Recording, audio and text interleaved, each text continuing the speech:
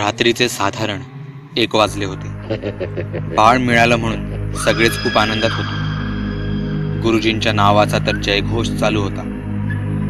आम्ही सगळेच परत त्या माणसाच्या घरी गेलो. गुरुजी आजची रात्र त्याच गावात काढणार होते.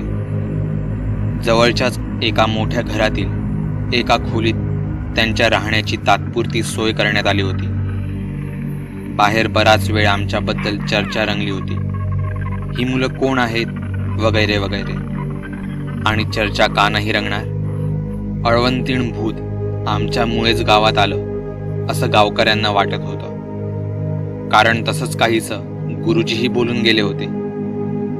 मी आपला मान खाली घालून आमच्या खोलीत जाऊन पडलो. मला त्या गोष्टींचा विचारच करायचा नव्हता. खरं सांगायचं तर या गुरुजींचा मला एका अर्थी रागच आला होता.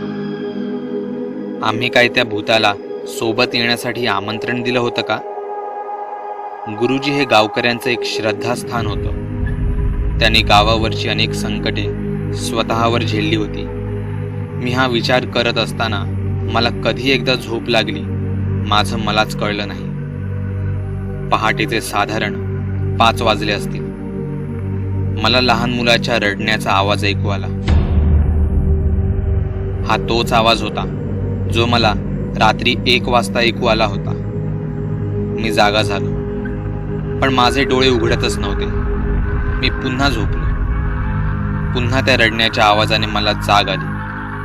पण माझ्या डोळ्यांवर इतकी झोप होती की ते आवाज खरे की एखादा भास हेही मला कळत नव्हतं. किंवा मला माझ्या झोपेपुढे ते जाणून घ्यायचंच नव्हतं. मी कसलाही विचार न करता तसाच झोपून गेलो. 5-1 मिनिटांतच जोरदार आवाज झाला. तसा मी धडपडून उठलो. मी सगळीकडे माझी नजर फिरवली. पुन्हा एकदा धाडकन आवाज झाला. त्या आवाजाने तर घरातील सगळेच जण जागे झाले होते. विशाल आणि नयनही जागे झाले. यावेळी मला आवाजाचा अंदाज आला होता. आवाज घराच्या छतावरून येत होता. काही कळायच्या आतच अजून एक जोराचा आवाज झाला. कोणीतरी छतावर मोठमोठ्याने वार करत होता. कदाचित तो घरात घुसण्याचा प्रयत्न करत असावा.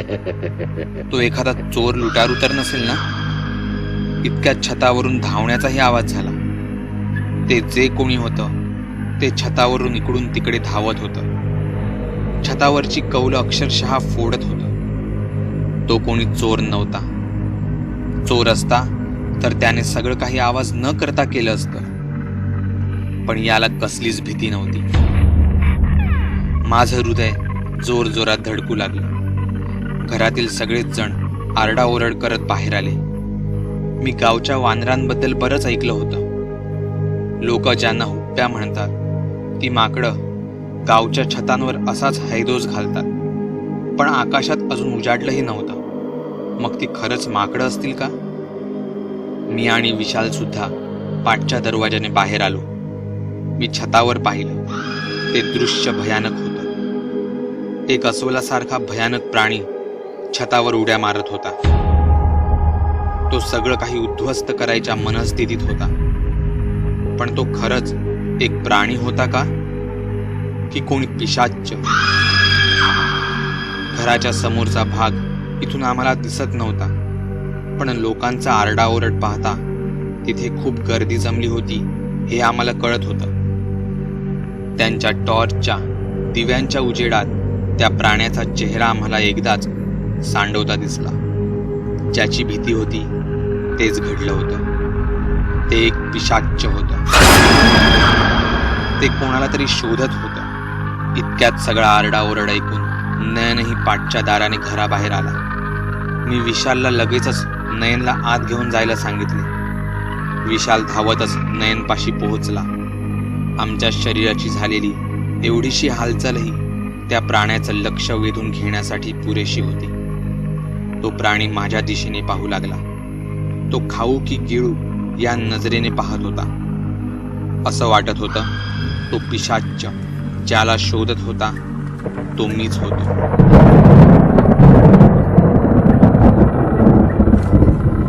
काही कळायच्या आतच तो पिशाच्च धावत माझ्या दिशेने आला. मी घाबरलो.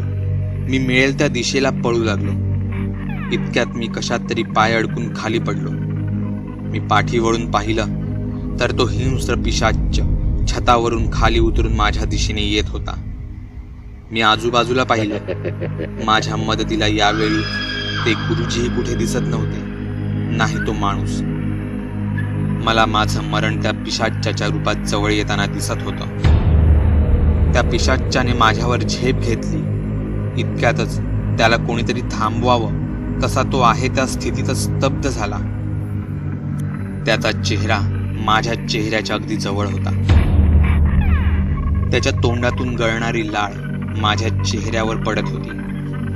त्याच्या श्वासातून निर्माण होणारी तप्त गरमी माझ्या चेहऱ्यावर स्पष्ट जाणवत होती. तो एखादा मांसाहारी प्राण्याप्रमाणे गुरगुरत होता. काही कळायच्या आतच तो पिशाच्च तिथून पळाला. मी उठून बसलो. तो अचानकच का पळाला असावा? मी पाठी पाहिलं तर तो मुलगा, हा तोच मुलगा होता आणि ही जागाही तीच होती. मी पाहिलं, बाजूलाच बोरांची झाडं होती. मला आठवलं, यावेळीही या मुलाने मला या धोक्याची आधीच जाणीव करून दिली होती.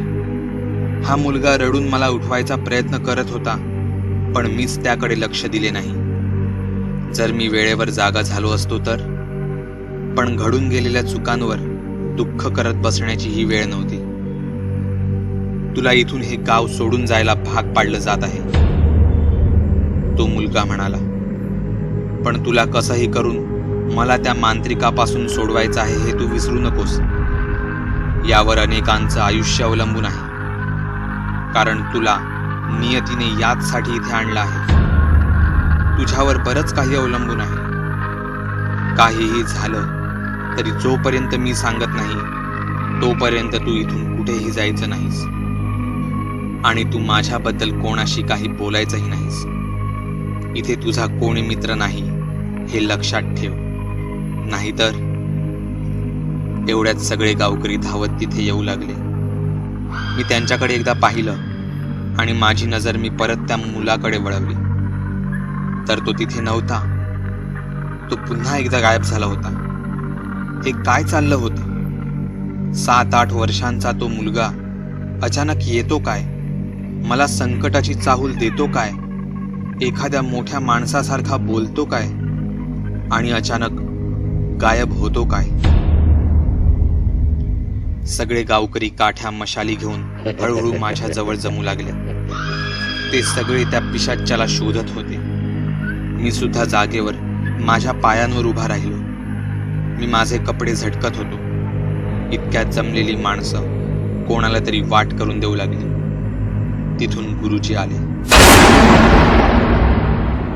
माझी काहीही चूक नसताना माझी नजर पुन्हा एकदा खाली गेली. पाहिलं, हे कौलफोड्या भूत होतं. गुरुजी त्यांच्या भारदस्त आवाजात बोलले. कौलफोड्या?